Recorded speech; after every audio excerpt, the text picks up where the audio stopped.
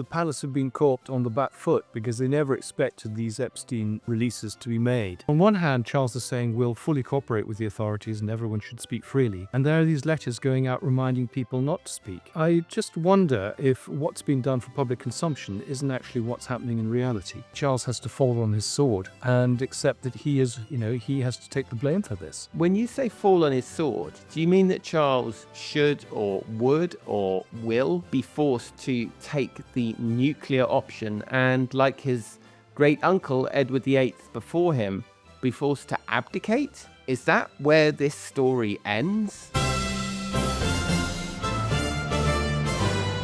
Welcome, Royalists! Hello, I'm Tom Sykes, and this is your new weekly destination for a staggering cornucopia of royal scoops and scandal. I've been writing about this extraordinary family, the Windsors, the Mountbatten Windsors, the Battenbergs, who knows at this stage, for almost 3 decades. And that's no exaggeration because my first royal job, was covering the funeral of Princess Diana when I was working at the Evening Standard in 1997, my first job in journalism. So that dates me a bit. Now I'm bringing all my knowledge and insight to this fabulous new podcast. In all the years I've been covering this story, I've never seen such an extraordinary disconnect between what's being reported in the papers and on the legacy media news websites and what's actually going on the ground.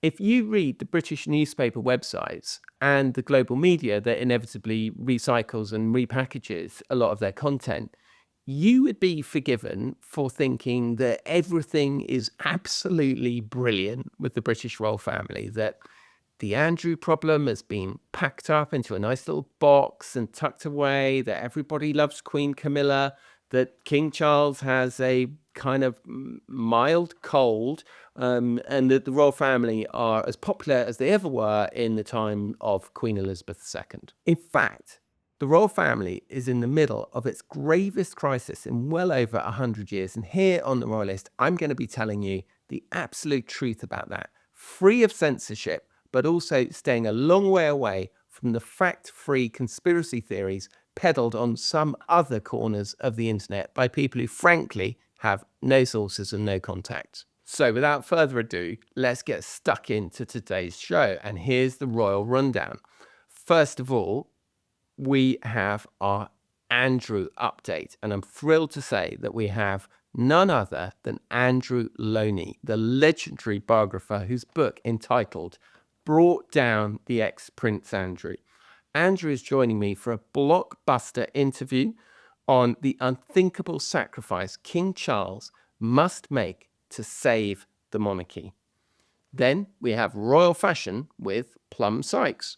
The royals were out looking chic at the Cheltenham races last week, and we had a spy in the camp, none other than my sister, Plum Sykes, the legendary fashion editor and voguette. She'll tell us which royal characters struck up a very surprising friendship and has all the details on what sounds like a very exciting fight in the Guinness tent. Then, Tea with Tom. I'll be joined by my old friend and ace showbiz reporter, Paula Froelich, to discuss the latest jaw-dropping revelations about Harry and Meghan.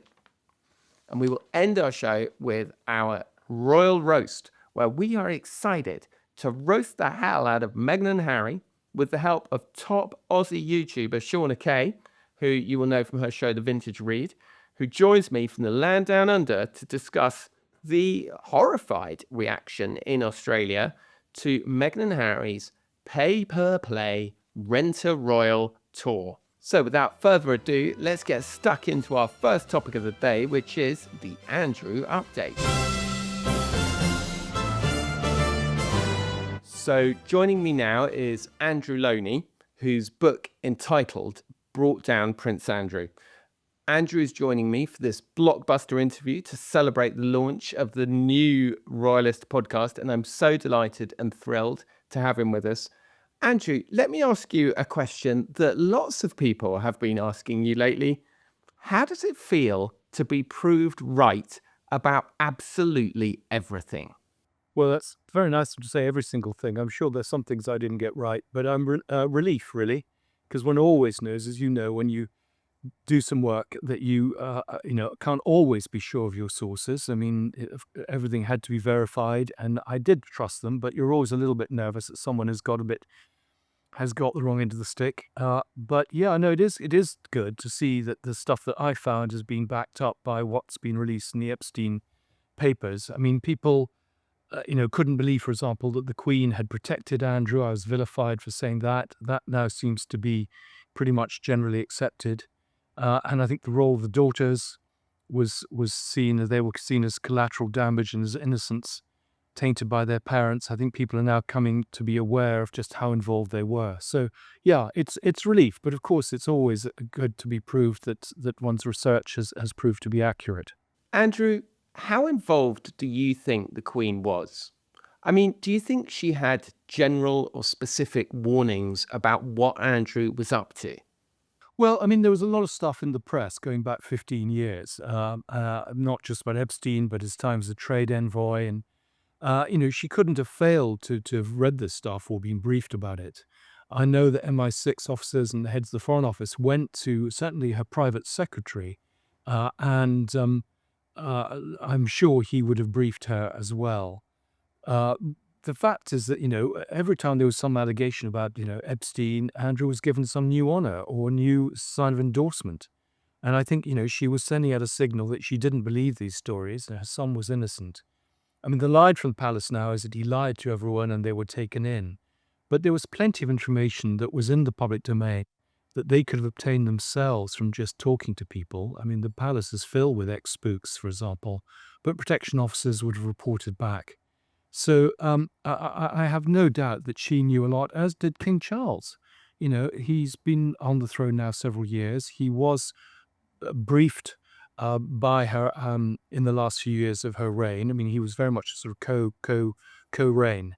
So I just don't accept any of these arguments that we were all caught on the hoof and we had no idea. And in fact, I'm getting stories of other members of the royal family talking to friends and saying we're very worried about Andrew's associations with Epstein and other people. And those are conversations going back to 2011. So and we also know that people who came to the palace with stories, journalists, there were denials, there were legal threats, there were pressure put on them to withdraw access. It's just totally inconceivable that they didn't have a pretty full picture of what he was up to. Andrew, I suppose the key question for Charles is what did he know and when did he know it? And of course, that's been such an important question in scandals going back to Watergate and beyond. It's the question that protesters were asking the other day outside the Commonwealth Service with their banners and their flags. And what do you think about this? What do you think he knew and when did he know it? Do you think there was a cover up for Andrew? And do you think that there is some radical step that Charles could take to finally draw a line under this whole mess? Yeah, well, I think, that the palace have been caught on the back foot because they never expected these Epstein releases to be made. They didn't do anything when Sarah Ferguson was caught selling access to Andrew in 2010. There are a whole series of occasions where they didn't do anything, which are widely reported. The Selman Turk case, where Andrew had over £1 million into his bank account he couldn't account for. I think the interesting thing is that when my book came out, and I think, there was quite a lot of chapter and verse there, again, nothing happened to Andrew. The idea was that we would just sit this out and the problem would go away. And I think it's only because this drip feed and just the wealth of material that has now emerged in pretty clear black and white with all these emails that they've been forced to do anything. And their problem is, having denied it before, they've just got to keep denying it. I mean, it is a cover-up, and the cover-up is proving to be as bad as the initial crimes. So, I mean, all they can do, I think, is either to hope that war in the Middle East takes everyone's attention away from this, but I don't think that's going to work, or they accept that basically Charles has to fall on his sword and accept that he has to take the blame for this. And William takes over. When you say fall on his sword, do you mean that Charles should or would or will be forced to take the nuclear option and, like his great uncle, Edward VIII, before him, be forced to abdicate? Is that where this story ends? Well, I mean, he's saying that the law must take its course, and if he has perverted the course of justice, then I'm afraid, he has to bite the bullet and accept responsibility. I mean, I'm sure the firewalls are all going up. They're throwing other members of the family under the bus to divert attention. They will say that there'll be some poor courtier who will have to take the rap. And Charles wasn't briefed, didn't know anything. But it's just not conceivable, just from all the research I've done on the royal family, that the people at the top aren't aware of what's happening, and particularly in this huge scandal like this. There would have been briefings, and they brought this problem on themselves. If they dealt with it much earlier and been more ruthless, there wouldn't be these wider questions being asked about royal accountability and privilege, but there also wouldn't be questions now being asked about the king himself. And I just don't think a sustainable position it will continue to be a sustainable position if we find more and more evidence that he was warned. I mean, the Mail on Sunday have published their email from 2019 showing the king was briefed. But these emails go back to 2010. Anyone reading the papers knows this stuff. And it's quite clear that they just hoped the problem would go away and they didn't deal with it. So I think they've got a huge dilemma, and they do. I mean, they haven't really, I don't think, done enough to satisfy public opinion on this, but also to really show that this is important. And I think what's makes me slightly cynical about this is that I saw Paul Page's letter where he was being reminded of his obligations of confidentiality in December because he was beginning to speak out about unsecurity vetted people coming into Buckingham Palace, some of these girls. And I was talking to one of my UKTI sources the other day, and they were getting letters reminding them of their obligations of secrecy. So on one hand, Charles is saying we'll fully cooperate with the authorities and everyone should speak freely. And there are these letters going out reminding people not to speak. So I just wonder if what's been done for public consumption isn't actually what's happening in reality. Yeah, it was very interesting actually because I was in London last week and I dropped round to see Andrew because although having dealt with Andrew for years over the phone, we'd never actually met. So I did go around and see Andrew, and I was there in that famous book-lined study, which has now been seen on television screens and news channels all over the world.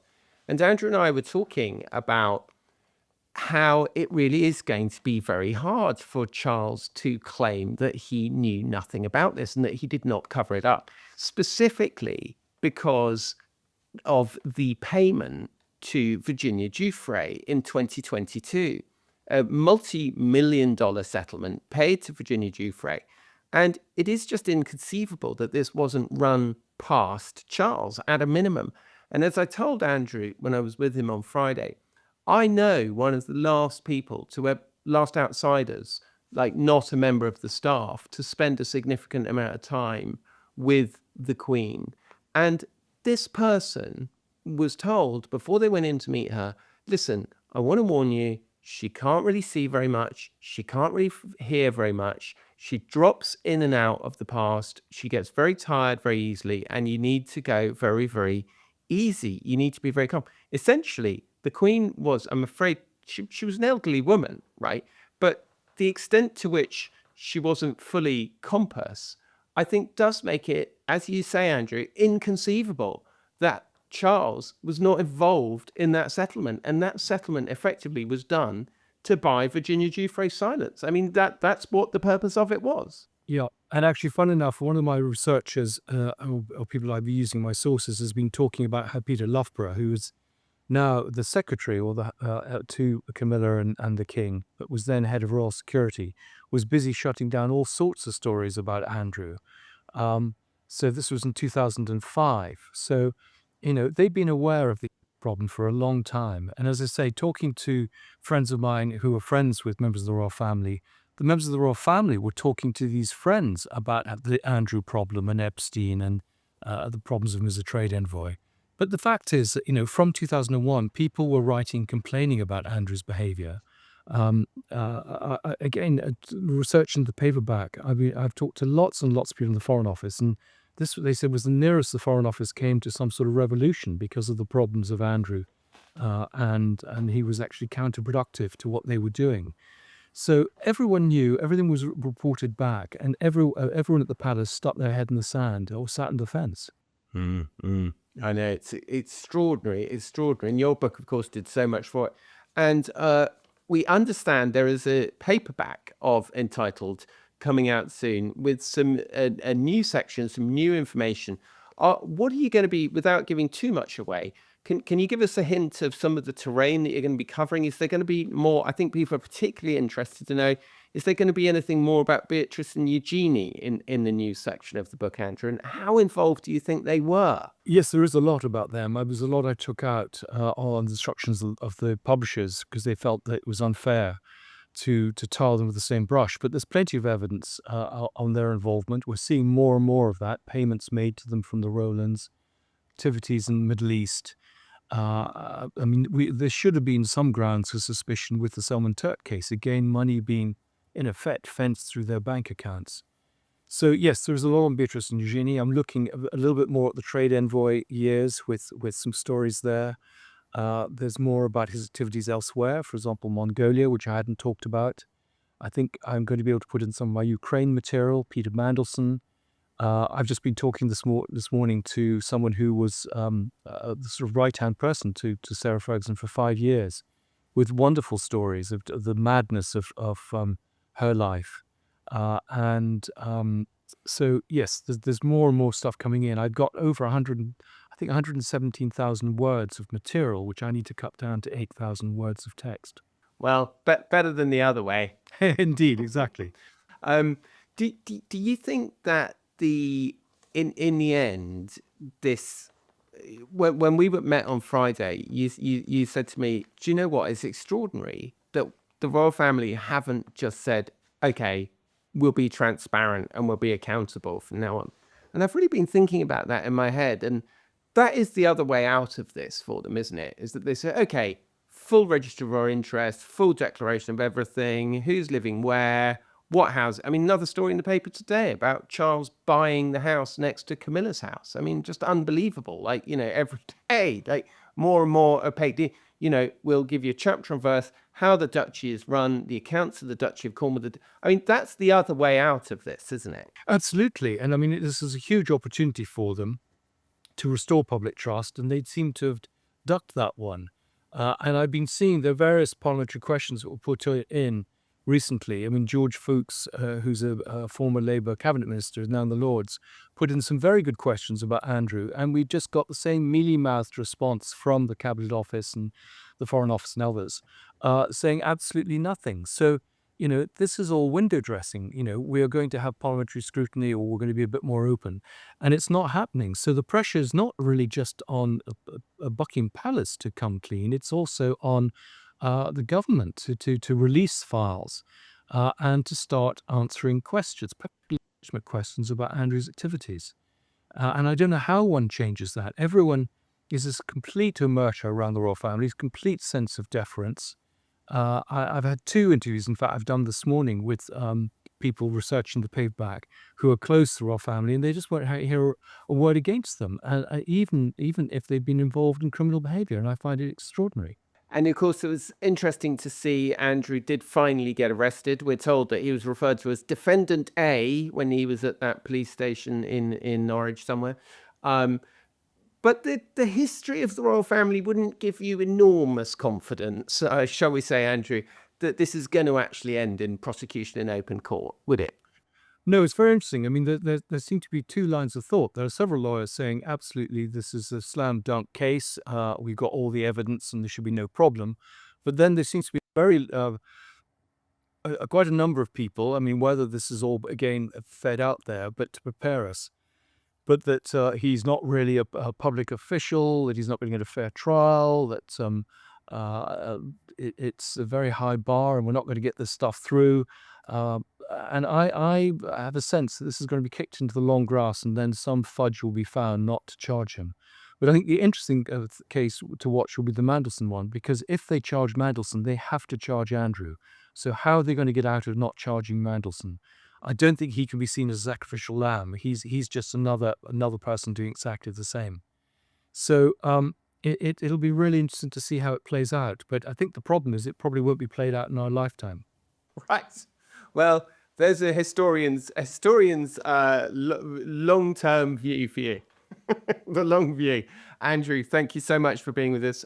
Andrew has a brilliant Substack, The Lownie Report. I strongly urge you to subscribe. And Andrew also is the author of Entitled, the paperback. Don't spend your money now. Wait 3 weeks and you can get the exciting... No, 6 weeks, is it, till the paperback comes out, Andrew? 21st of May. So yes, 2 months, I'm afraid. Very exciting, very exciting. We can't wait to see what's new and going to be in it. Thank you so much, Andrew, for being with us. Well, thank you, Tom. Always nice to appear on your show, and good luck with the new show. Now, let's talk about royal fashion with Plum Sykes. Welcome to Royal Fashion with Plum Sykes. The royals were out looking chic for the Cheltenham races last week, and we had a spy in the camp, none other than my very own dearly beloved sister, the legendary fashion editor, Voguette, novelist and writer par excellence, Plum Sykes. Plum, Thank how you, are Tom. you? I'm good, thank you, Tom. I'm recovering from Cheltenham Gold Cup, Cheltenham Festival, which is where all these royals were. It was quite funny. So the Cheltenham Gold Cup is the final day of 5 days of racing at Cheltenham, which is a bit like the sort of wintertime Ascot. It's like Ascot with welly boots and tweed. Not quite as formal, a lot of fun. And the royals appear, but they don't do the procession and stuff. They're just kind of there wandering around, and they have a royal box, but it's all much more casual. Yeah. And who caught your eye? I mean, we saw obviously the amazing photographs of Zara, amazing photographs of Princess Anne and Carol striking up a very unlikely friendship. Who caught your eye? Well, do you know what? I actually was really, really interested by Camilla and what she was wearing. So she was there, I think, again, it was on Gold Cup Day. And she was wearing this kind of incredibly elegant camel-coloured coat, clearly made for her, with a huge hat. She was the only one of the royals with a big hat. All the rest were in like trilbies and fedoras and things. Huge hat with tons of kind of, looked like giant kind of pheasant feathers. And there's always this kind of theme of pheasant feathers and countryside and tweed and all of that kind of stuff. But what's so interesting about what they wear is that they always kind of telegraph something, these royals, with every single outfit. So Camilla was wearing an Anna Valentine coat, sort of coat/coat dress, who of course made the coat/coat dress that she wore on her wedding day to Prince Charles. So they Camilla's, like all of them, they stick with these basically unknown British designers who are almost more like a seamstress or a kind of personal dressmaker, who then make them the things that they feel really comfortable in. And actually, they don't want to look fashionable. It's not a red carpet for them. They're not doing, they're not influencers trying to sell clothes. They just want to wear what they feel comfortable in. And I do quite like that thing of sort of like being the opposite of the Oscars and not showing off. And then Carol Middleton. Carol Middleton. I'm getting confused because I went to the Bamfords box, which the Bamfords are the other royal family at Cheltenham.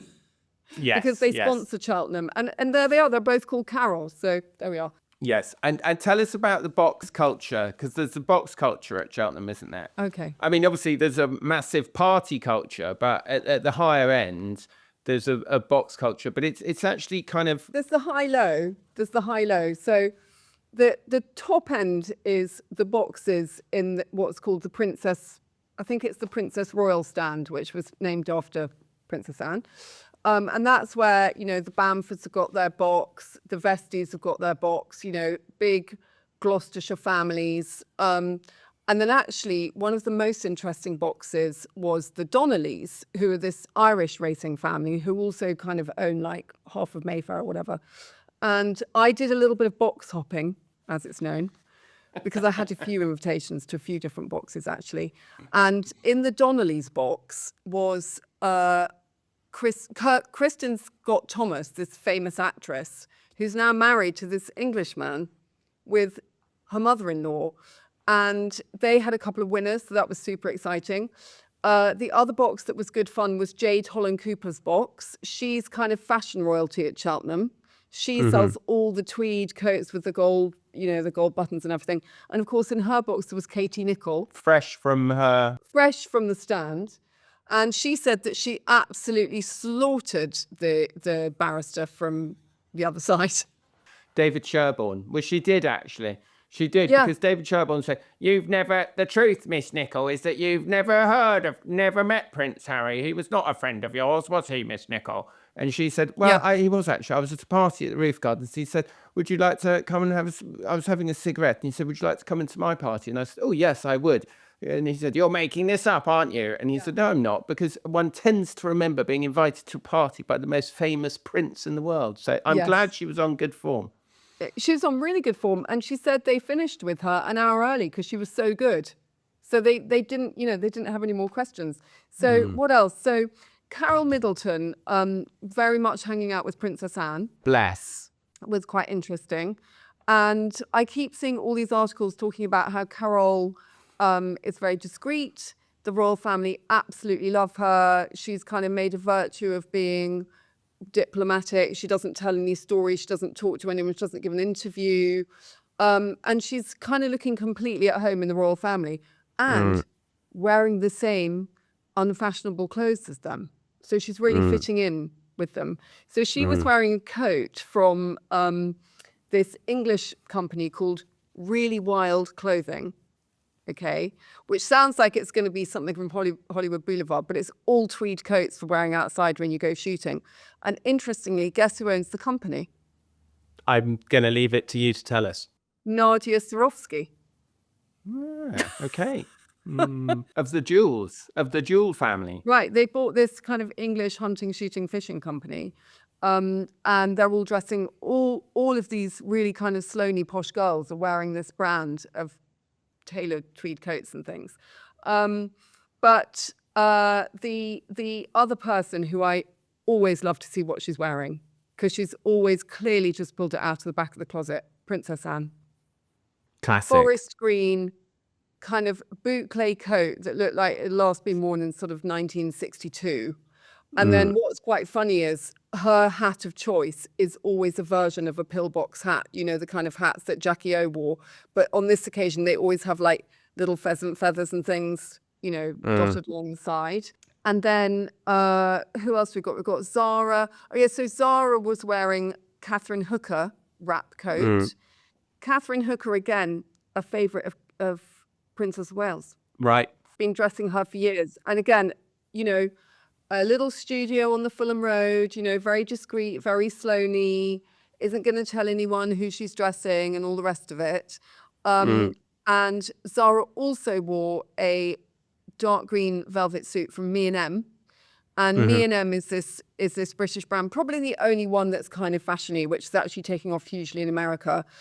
And Rebecca Brooks, who was in the Bamford box, was wearing the same suit as Zara. There we go. But the most excitement was the fighting in the Guinness Village. Tell us about the fight. Was Mike Tyndall involved? Do you know what? Luckily he wasn't, because I think that they would have had more than a few bloody noses if he was. So we were just talking about the high-low of Cheltenham, right? So there's the boxes, which is like the super, super high-end. And then there's something called the Guinness Village, which you could call it low, but I think that's a bit rude. That's where everyone goes to drink Guinness. And it's like tons, it's miles of bars selling just Guinness, basically. And all the Irish boys that go there to drink. And the other thing is that all the really, really, really posh dukes, viscounts, earls, they get really bored of being in the boxes. And guess where they all go? Guinness Village. That's their favourite place. They start drinking at 11 o'clock in the morning on Gold Cup Day, and they drink all the way through. And then what happens? They all start fighting with each other. And there's a very funny video where they all start fighting. They're all wearing the same clothes, little tweed coats. They're all getting their clothes ripped. They finish the fight. This poor guy's got a bloody nose and everything. And then they all hug each other and congratulate each other for having a marvellous fight. And then they go start another fight in the corner. And then have a pint of Guinness. Yeah, and then there was also a girls' fight in the loo, in the ladies' loo. Okay. I mean, I would say that Cheltenham is the only place, I think, where you will genuinely find a Duke and a Dustman at the bar together. In the Guinness Village. Yeah. Yeah. Absolutely. It's like a pub. Do you know what I mean? It is. Yeah. It's a super democratic. It's not like Ascot, where there's a royal enclosure and you have to have a special badge to get into royal enclosure, and everyone in the royal enclosure has to wear a tailcoat and a top hat, and then everyone else is outside, and there's that slightly unappealing feeling of like, oh, there's a velvet rope, there's them and there's us. Cheltenham is everyone in it together, and it's very country. There's loads of farmers, there's jockeys, there's hunting people, you know, and then also what made me laugh is there's a lot of girls who get very drunk as well, obviously.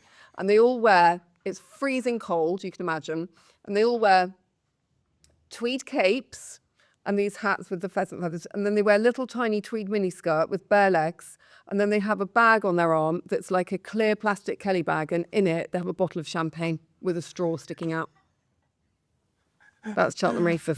Fantastic. Yeah. And I would say to anybody, if you're interested in having a trip if you're making a trip to England around this time of year, just buy yourself a ticket for Cheltenham, because it is fantastic. Yeah. I mean, it's so much fun, and it's a lot more fun than Ascot, and also the racing's a lot more fun because it's jump races, whereas Ascot is just on the flat, so it's quite boring actually. And the races actually go on for quite a long time, and you know, sometimes people fall off, which is quite exciting because of the jumps. It's all good fun.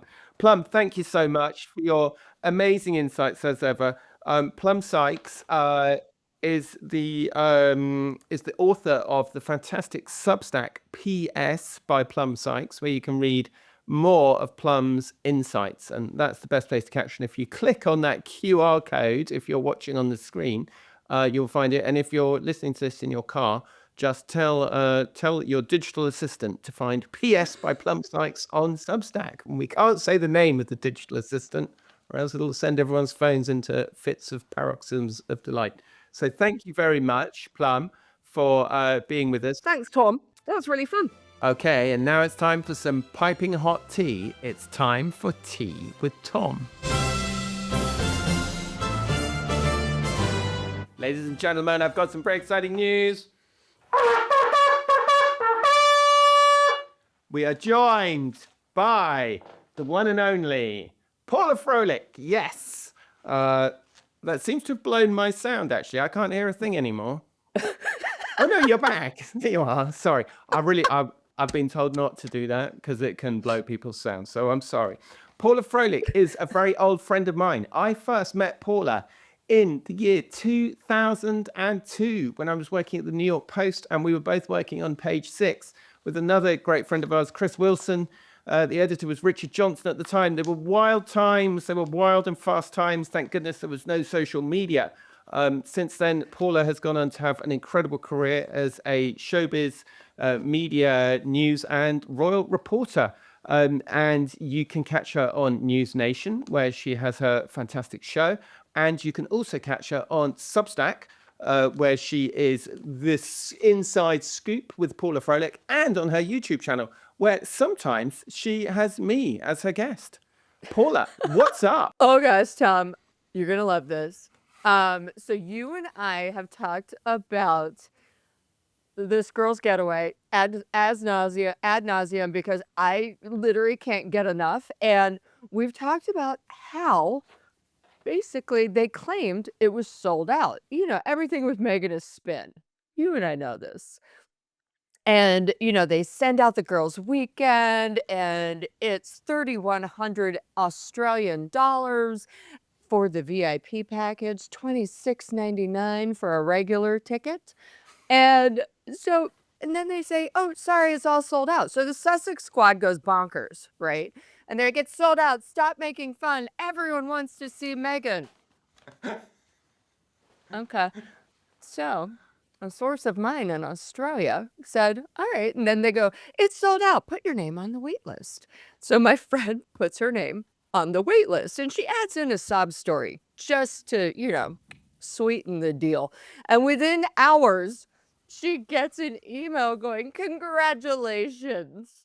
Yeah, we'd love to have you." Oh, really? They've managed to find a space after all. Yeah, within hours, really. I don't believe it. Within hours. And they say, basically my source says they're doing internet searches on people before they can go and be approved, because we all know Meghan don't like nobody in the audience who corrects her or who doesn't love her. She needs to be surrounded by sycophants at all times. Now, in the letter, they said, we had to be very thoughtful about who we could offer places to. Because, otherwise it would be journalists. And we'd all be like, tell us more. What gobbledygook do you have to say for us today? In Montecito speak, please. We've got our translators. Yeah, it's redonkulous. And so then the funniest thing was exactly what they got offered for a VIP package. They got offered twin share rooms.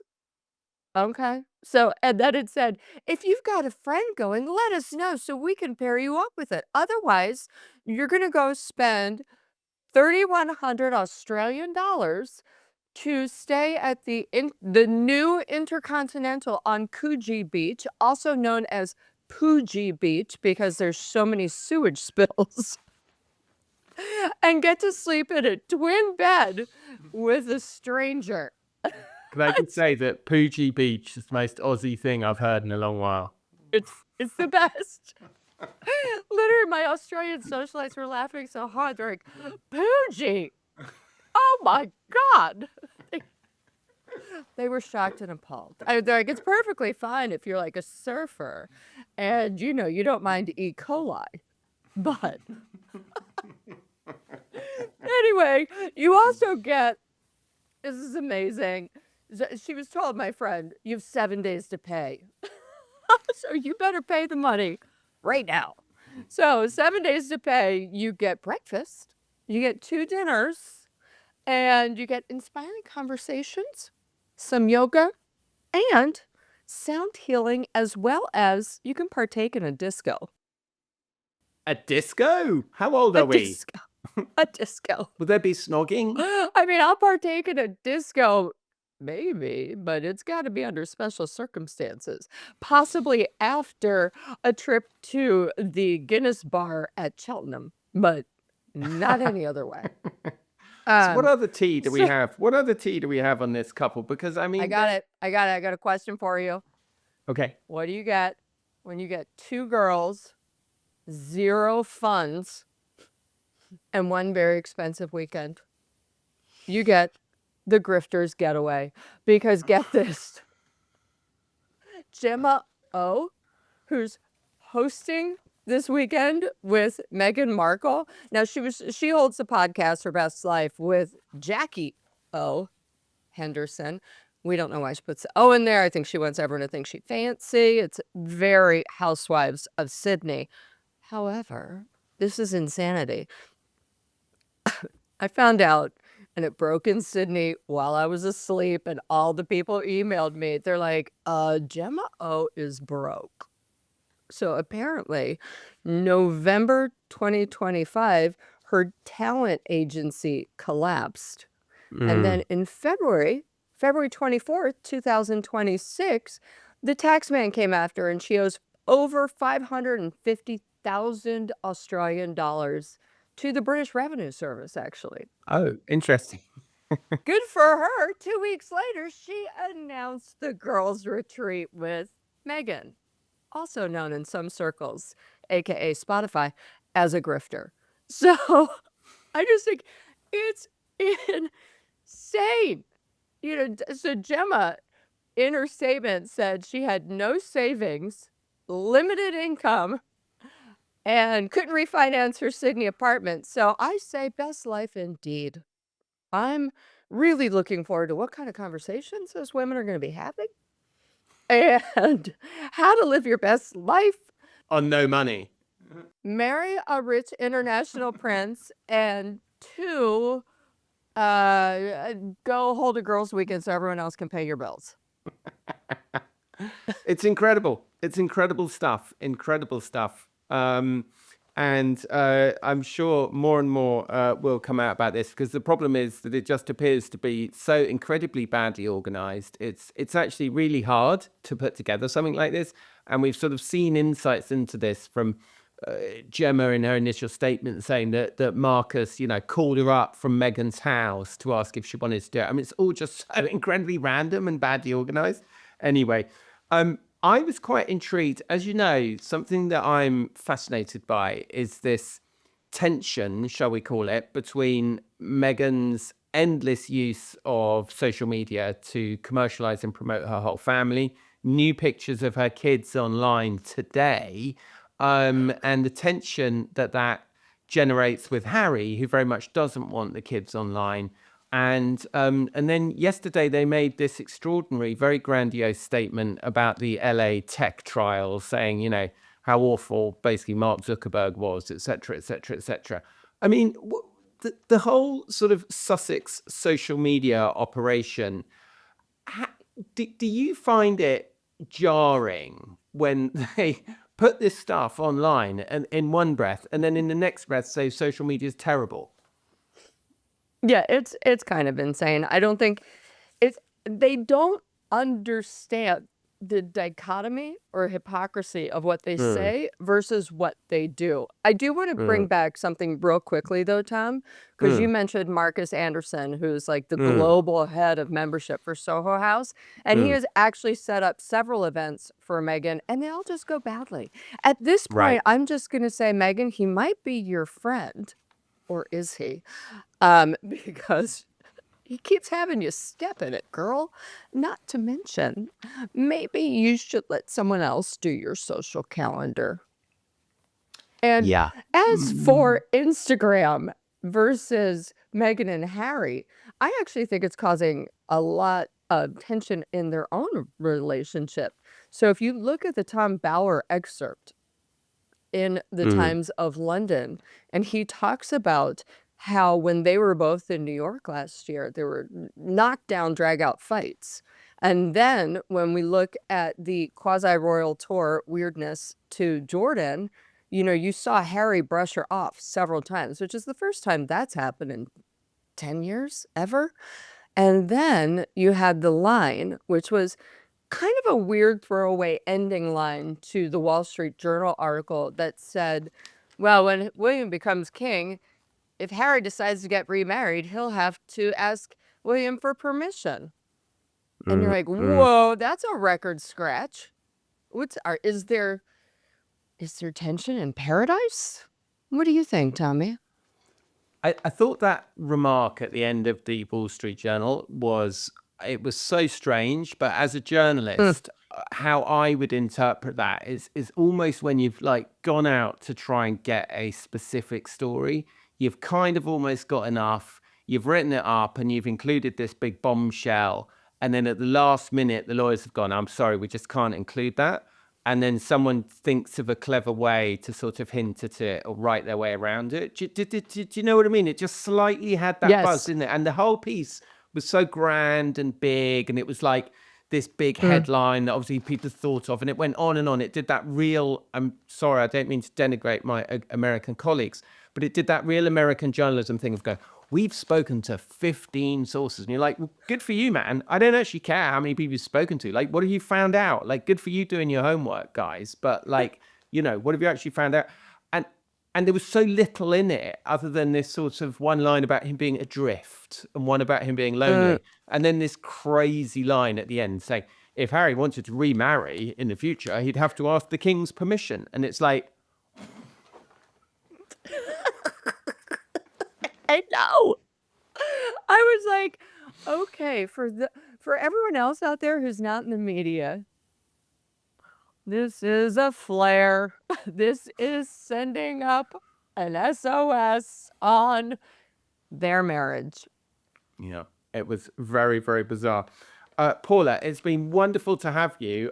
If you want to catch me and Paula at greater length, and by which I really do mean greater length, because we keep going for hours, and our poor producer Ben has to like go back to school or whatever he's doing, and we're like, no, you can't leave.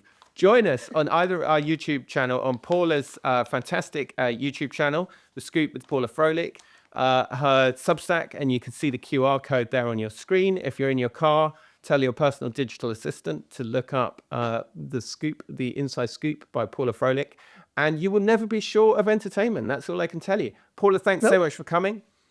Thank you. And by the way, I have to say, if you want to also catch me, NewsNation. I am the senior story editor and on-air entertainment correspondent for the most amazing cable news channel in the world. In the whole damn world. Thanks very much, Paula. So now it's time for my personal favourite segment, the Royal Roast. And this week, I'm joined by Shauna Kay. I am looking forward to roasting the hell out of who else? Meghan and Harry. And I am delighted to have Shauna Kay joining me. Shauna, as anybody who's watched my YouTube channel and her YouTube channel will know, is the host of the Vintage Read Show. It's one of the top Australian royal podcasts. Shauna is actually a polymath. She's really, really smart, a really great writer. She has a fantastic Substack, which she's going to tell us all about as well. And Shauna, I'm just delighted to have you. Shauna is one of my great inspirations on YouTube, and I'm thrilled to have her. Shauna, what do you think so far? I'm so impressed, Tom, and I'm rather excited to get this invite. I've got to tell you, and I can't wait to dish the dirt about Harry and Meghan coming to Australia. So let's catch people up a bit. So this is a pay-per-view visit to Australia that's going to be taking place next month. For just a few thousand Australian dollars, you can get your photograph taken with Meghan. But it now turns out that one of her business partners has got some trouble. Tell us the whole story, Shauna. Yes, well, Gemma O'Neill, who is actually the manager of Jackie O. Henderson, they both started up the Besties company, basically, where they would host these VIP weekends away, mainly aimed for influencers, obviously. And so Gemma O'Neill was thrilled that Meghan decided to come along and be a very special VIP guest for that table photo. And unfortunately, Gemma O'Neill, her company, her talent agency, has just gone under administration in November last year, but is now actually in liquidation. And she owes a cool $500,000 to the Australian Tax Office. Hang on a sec. So Meghan is partnering and appearing on stage with somebody whose company is in liquidation and owes the Aussie Tax Office $500,000. I'm sorry, did this not come up before? We need to clarify, because the Besties weekend is a different arm of her business, so completely separate to the talent agency that she ran. So we have to be clear about that. So it's sort of siloed and separate, and evidently the Besties company that she's in partnership with Jackie O. Henderson is presumably healthy. It's got a healthy bottom line, or maybe it does now that Meghan's coming. Yeah, I just don't know if I was going on my fake royal tour that I'd partner with somebody who had a $500,000 debt to the tax office. But tell me more. What's the kind of general reaction to this in Australia? I mean, are people horrified? I mean, do they find it tacky like we do, or is this sort of culturally okay that people like, good on you, mate, stick another shrimp on the barbie and, make yourself a few quid if you can? No, I think it could be best. The whole sentiment, I think, could be summed up in a two-word phrase that we use a lot here in Australia. And the phrase is, yeah, nah. And I think it could be summed up with those two words. I would say I've been a bit of an on-the-ground intrepid reporter for you, Tom, and I've checked the mood. And I would say that on the scale, it would be polite disinterest on one end and raging resentment on the other. And there's not a lot much in between.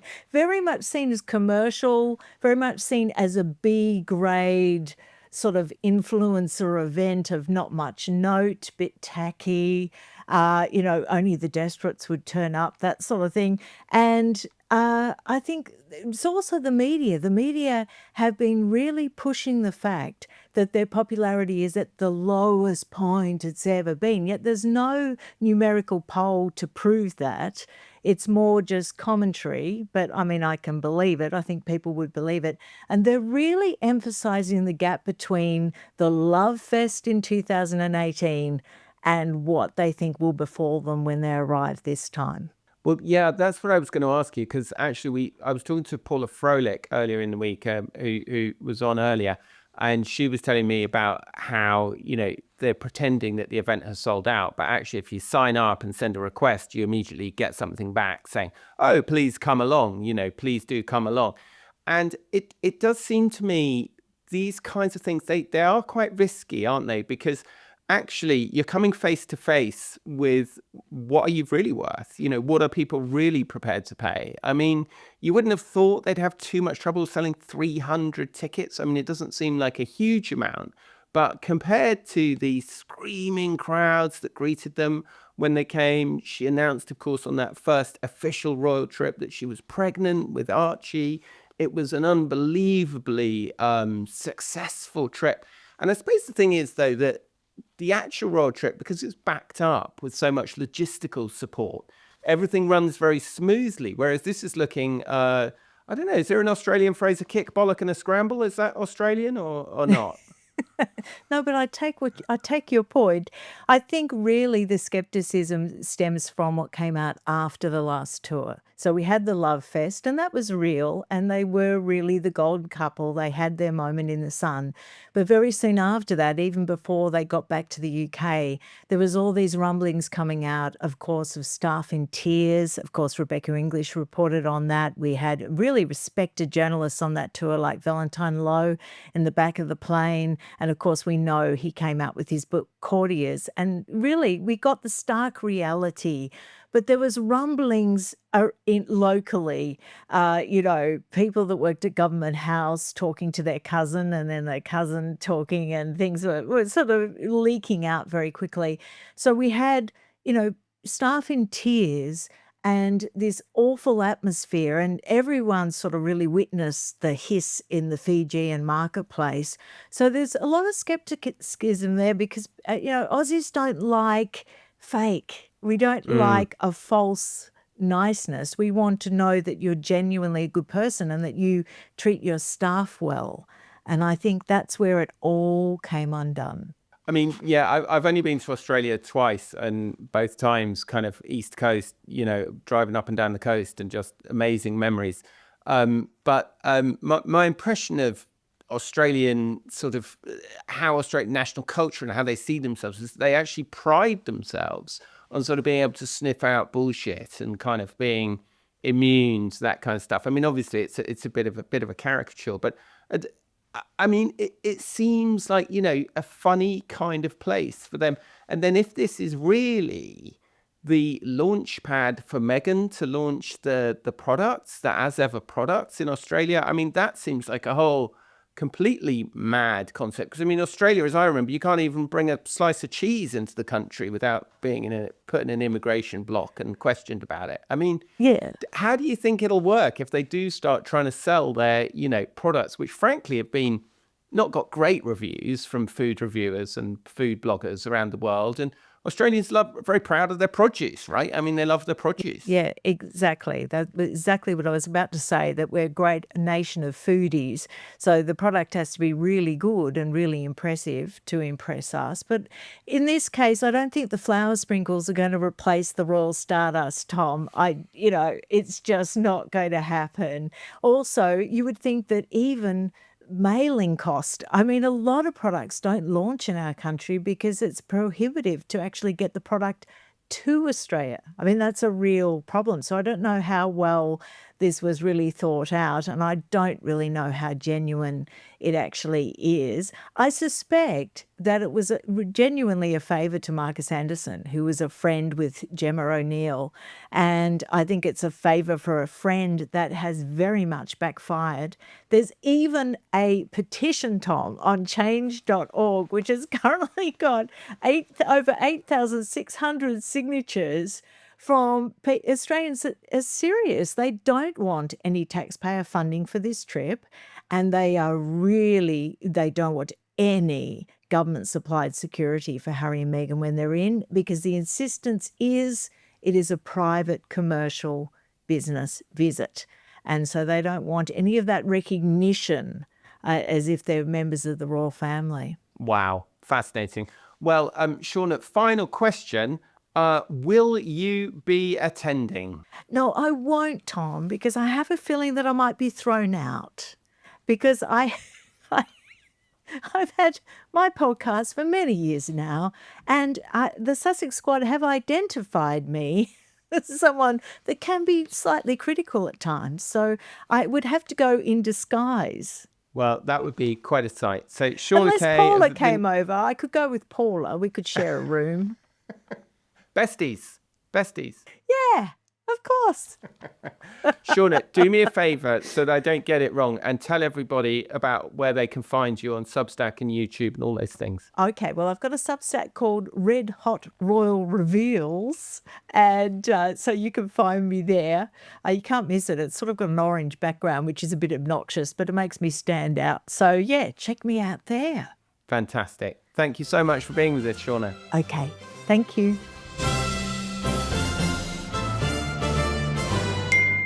Well, thank you very, very much for joining me for the first episode of the new Royalist podcast. Thank you for spending some of your valuable time with me, whatever time it is where you are. What was your favourite bit of the show? Which bits did you enjoy? Let us know. Give us some feedback. Tell us in the comments what you enjoyed, what you want to hear more of, what you loved, what you liked. Thank you so much to my incredible guests, Andrew Lownie, who has the Lownie Report on Substack, Plum Sykes, who has PS by Plum Sykes on Substack, Paula Froelich, the proprietor of The Inside Scoop with Paula Froelich on Substack, and Shauna Kay, the proprietor of Red Hot Royal Reveals on Substack. So we were thrilled to have so many brilliant, high caliber, quality guests. And that, I hasten to add, is a very good taster of what you're going to be getting every week on the Royalist podcast. I'm going to bring you the best guests, the insideriest info, the real gossip, the real scoop, the real news on what's going on. So thank you so much to our amazing producers, to Rachel Passer and Devon Rogerino for their amazing and patient work putting this all together. It's been a labor of love, and we're thrilled to finally have it here ready to go. If you're feeling, obviously, the main thanks goes to you for, as I said, taking a bit of time, your valuable time, and spending it with us. If you're really feeling kind, it would be amazing if you could like and subscribe. And if you're feeling really, really kind, it'd be fabulous if you could recommend it to a friend who you think might enjoy it, because that will help us to grow and help us to keep the lights on and help us to keep the show on the road. So thank you very, very much, everybody. And we'll see you next week.